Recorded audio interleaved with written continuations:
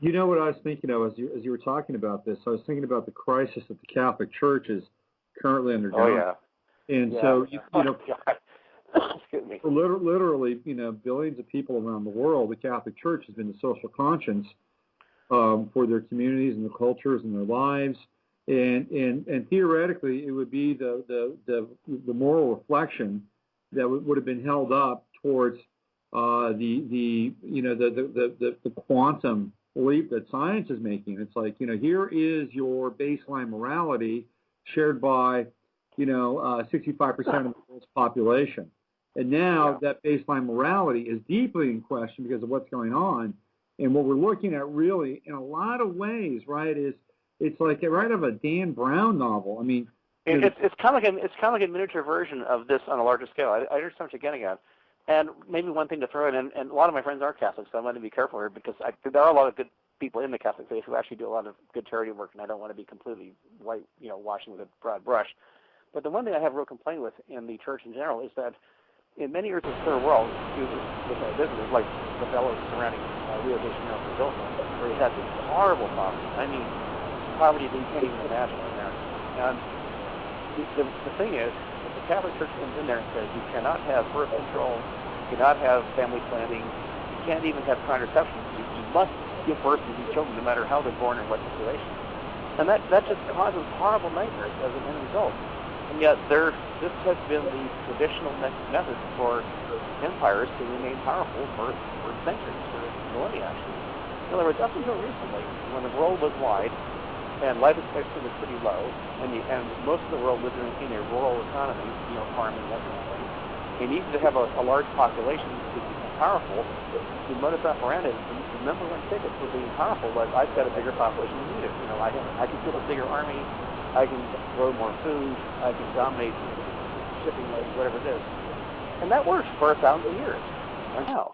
And so, when you have, the world of Islam and you have the world of main Christianity, as it were, who are both trying to outpopulate each other because that's their only way they know to sort of stay powerful, it's a really hard argument to kind of put in their picture because they can't seem to get out of a paradigm that has lasted for centuries, and it's a hard thing to give up. So that's one of the main criteria that I sort of look at. I mean, the stuff about the child molesting, that's just kind of a side issue. I see this as actually the larger issue. I agree with you. No, I totally agree with you. I mean, if you look at what the Catholic Church has done for years, they have worked in concert with empire, and it didn't matter whether the empire was British and Reformed Catholic Church. Didn't matter whether it was empire and it was Spanish or Italian. But it was empire, and what empire needed was bodies. That's right, lots of bodies. Yeah. A lot of bodies. It needed numbers. It needed numbers to shape the land and eventually work in the factories for slave wages. But for me now, and I keep coming back to this point, Charles. Forgive me if I. No, it's all right. Go ahead, please. I see where we have gotten to this certain point, right? We've gotten to this point, what I would call the economy of leisure. And the economy of leisure means that right now I've got a flat screen TV in my room. I've got a car. I've got gas. I've got a satellite. I have basically enough food to stay alive. And it has reached in a lot of ways in this country, and I say this country specifically, a level of critical mass. Yeah, well, it is reaching critical mass. And what's interesting is that in China, you now have, for the first time ever in its entire history, you have a very rapidly growing middle class. And just like you're saying, people there, they want to have cars, they want to have TVs, they want to have iPods, they want to have designer jeans. And China realizes that unless they have a growth curve that's like almost a vertical line, they can't keep the middle class happy. And for them, it's a race against time. In other words, as long as the working class feels they have a shot at a better life and that their kids can get into a better education and the quality of life has some kind of potential light at the end of the tunnel, even though life's still pretty bad for many cases in China, that's the whole point. They have the promise. They dangle it like a carrot in front of them and say, look, if you work harder and do all these things, you'll eventually have this American lifestyle that you're even better than American. That's what they promise. And whether they'll get that far, who knows? But that is this mythical goal that everybody tries to shoot for as a political agenda, to say, if you just do this, then this will be the reward. And you're right, the American standard of life is sort of the icon of that theoretical reward. Yeah, the cynical part of me is that we've helped build empire, both abroad and domestically. We've helped, and when I say empire, I'm talking about industrial empire. Yeah. And now that we've reached this point of the economy of leisure, that the next level would be to encroach on the and even though it's a big stretch, but to encroach on the porch steps of the oligarchy. And the oligarchy don't really want anybody to encroach on their porch steps. No, they don't. That's exactly right. They don't. So what we'll do is we'll have the economy of leisure, but at a certain point, it's like, okay, that's enough. Thank you. Thanks for playing. You've helped us amass this wealth, and now we're going to shift the paradigm, whether you like it or not. And well, that could happen. I mean, I'm not one to say yes or no. It's just one of those great questions. But if we want to, we can go back to science, because I mean, there's a lot to be said for what's going on. I think one of the areas that I'm most intrigued by, and the area that I would be most interested in spending effort on, and I've been doing a little bit of it myself, is this idea of sort of linking together quantity and biases. That is, this concept that, well, this is some kind of frame, walking for a little bit. Do you know about something called the Global Consciousness Project, or GCP? yes, I do, actually. Okay, good. And so this was Roger Nelson and his son. I've met both these folks several times. And there's something called the IONS Institute of Noetic Sciences in Northern California. It's about an hour's drive from here. I've been there. Yep. Yeah, exactly so. And just for the audience, what happens there, what they've been doing is, for about a decade or so now, they've had a bunch of these random number generators sprinkled around the world, hooked into a global network that goes back to a central processing system at Princeton. And the reason this is interesting is because, and not to get into some boring math stuff, but just in basic terms, randomness is a very difficult thing to prove mathematically. I was working in crypto a little bit at one point, and so when I was working in crypto, the very first thing I learned about was how to prove perfect randomness, because any crypto system has to rely on really, really extreme randomness for its crypto keys. So a lot of effort went into creating all kinds of really exotic systems so that there could be, as little order as possible. And basic chaos theory goes as follows. You can look at any chaotic system. I don't care whether it's sand on the beach or stars in the sky or, I don't know, any kind of mishmash you can think of. And no matter how random it appears to be, if one backs away far enough to a higher, larger field of view, there will be emergent order. So in a way, if you're going to look for evidence of quantum entanglement on a mass scale, what you'd be looking for is a shift in randomness, so that emergent orders are sort of popping up on a randomness noise floor. So that was the basic theory. And the idea was that if there is a kind of a physics of consciousness sort of realm that can be proved or at least shown by experiment, one way to show that would be to observe the change in randomness affected by mass consciousness.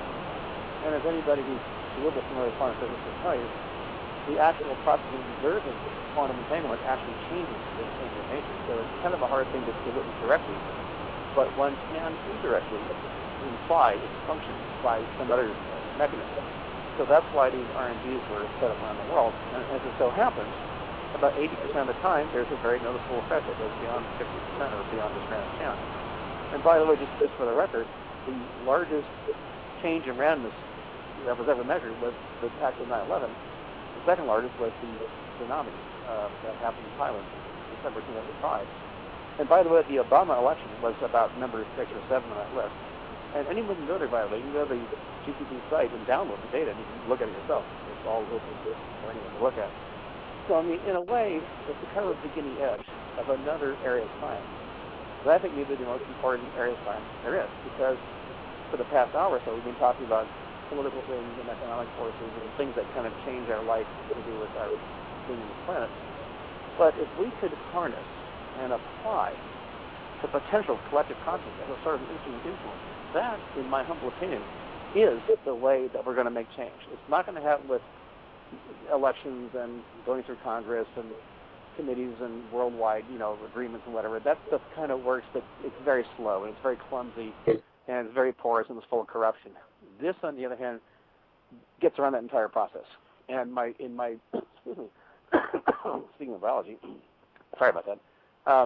As we progress as a species, as we go down this evolutionary pathway, it's my belief that other civilizations elsewhere actually went through this process and sort of stumbled into this or figured it out in advance, but we're able to get beyond the limitations of socio-political processes and work directly with this kind of empathic linkage.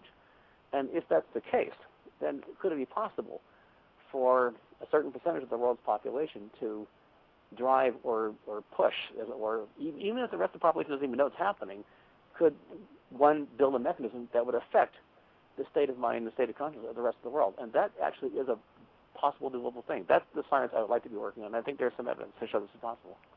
You know, Charles, this is what I love about you, and this is why I wanted to have you on the show. Well, thank you.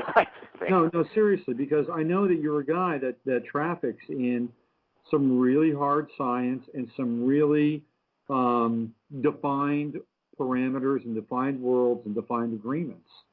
And on the other hand, you're also somebody that you know really senses this noetic possibility, and not from any agenda, but from really kind of an internal and authentic place.